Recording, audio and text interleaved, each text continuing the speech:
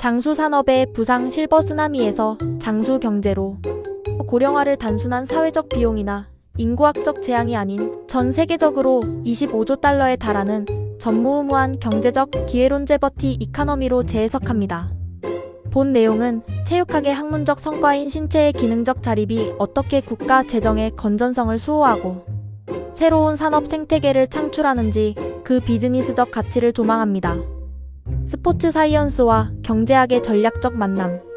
2026년 현재 우리는 더 이상 지역 체육관이나 피트니스 센터 안에 트레이너라는 좁은 프레임에 머물 수 없습니다. 대한민국은 인구 구조의 거대한 변곡점인 초고령 사회에 진입했으며 이제 건강은 개인의 복지를 넘어 국가 재정과 산업 전반의 지속 가능성을 결정짓는 핵심 변수가 되었습니다. 하버드 보건대학원 THCHAN SCOL of Public Health 경영대학원 HBS과 협력하여 헬스케어 비즈니스 리더를 양성하듯 우리도 운동 생리학의 과학적 근거를 경제학의 언어와 숫자로 번역하는 법을 학습할 것입니다. 이것은 이번 우리가 다룰 정밀 론제비티 프리시전 론제버티 산업의 서막입니다. 과거 병원이나 체육시설에 국한되었던 체육학 석박사들이 이제는 헬스케어 스타트업의 비즈니스 모델 기획자, 보험사의 건강증진형 상품 개발팀, 혹은 글로벌 테크 기업의 웨어러블 데이터 분석가로 대거 영입되는 전문직 역전 현상이 가속화되고 있습니다. 여러분이 평생 피땀 흘려번 달러 1000만 달러, 달러 130달러억 원의 재산이 있다고 가정합시다.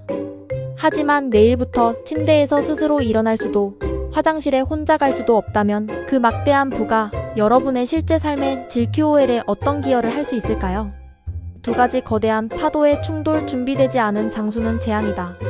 인구 폭증으로 인한 실버 쓰나미. 실버 추나미라는 위협과 인간의 생물학적 수명을 획기적으로 연장하는 바이오 AI 혁명이라는 희망이 정면으로 충돌하고 있습니다. 유전체 분석과 인공지능 진단 기술은 우리를 120세까지 살게 만들었지만 만약 늘어난 수명이 질병과 함께하는 침대 위에서의 30년이라면 그것은 개인에게는 형벌이며 국가에는 재정적 파산의 SWASTAIN ABIL ITY 갭을 의미합니다. 우리는 이 두 파도의 충돌 지점에서 기대 수명 라이프 스팬과 건강 수명 HEALTHSPAN의 격차를 줄이는 완충 지대를 설계하는 전문가가 되어야 합니다.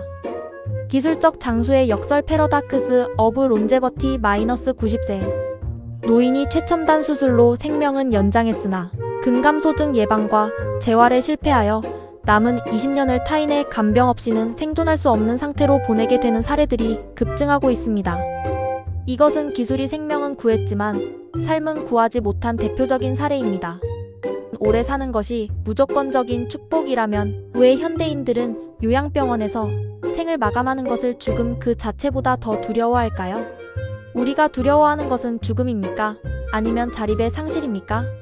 2026 대한민국 데드크로스를 넘어 초고령 사회로 2026년 대한민국은 5명 중 1명은 65세 이상인 초고령 사회에 완전히 안착했습니다. 출생아 수보다 사망자 수가 많은 데드크로스를 넘어 인구 절벽이 현실화되었습니다. 이제 생산 가능 인구 1명이 노인 0.3명 이상을 부양해야 하는 구조적 한계에 봉착했으며 이는 젊은 세대의 세금 부담이 임계점에 도달했음을 뜻합니다. 국민건강보험 적자는 매년 수조 원 단위로 불어나고 있으며 정부는 의료비 지출을 억제하기 위해 병원 밖 예방에 사활을 걸고 있습니다. 2000년 노인 부양비 10.1달러에서 2026년 30.0달러 돌파. 이것은 경제활력이 급감하고 사회적 자본이 노인 의료비로만 쏠리는 블랙홀 현상을 초래합니다. 국가 예산이 고갈되어 우선순위를 정해야 한다면 정부는 이미 아픈 사람을 위한 치료 예산을 먼저 깎을까요? 아니면 건강한 노인이 계속 건강하게 유지되도록 돕는 운동지원금을 먼저 깎을까요? 여러분이 정책 결정권자라면 어떤 결단이 더 지속 가능하다고 보십니까? 장수 경제론제버티 이카노미의 비즈니스적 재정의 장수 경제란 고령 인구를 부양의 대상이나 비용 지출의 원인 카스트로 보는 낡은 관점을 버리고 이들이 창출하는 새로운 가치와 강력한 소비력 에셋에 주목하는 것입니다. 은퇴 후 30년에서 40년에 이르는 기간은 단순히 소멸을 기다리는 공백기가 아니라 새로운 라이프 스타일과 취미 그리고 자아실현이 일어나는 거대 시장입니다.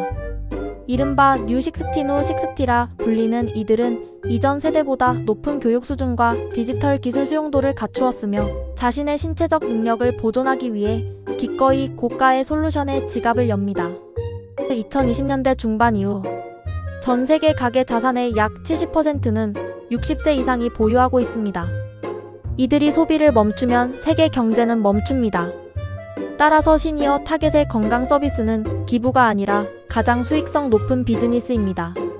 여러분은 70세 어르신이 손주에게 용돈을 주는 모습이 더 익숙합니까?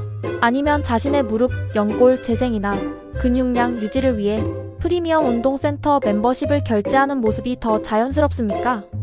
시장은 이미 후자로 기울고 있습니다. 이제 우리는 얼마 남지 않는 초고령 사회의 메가 트렌드를 읽어야 할 때입니다. 감사합니다.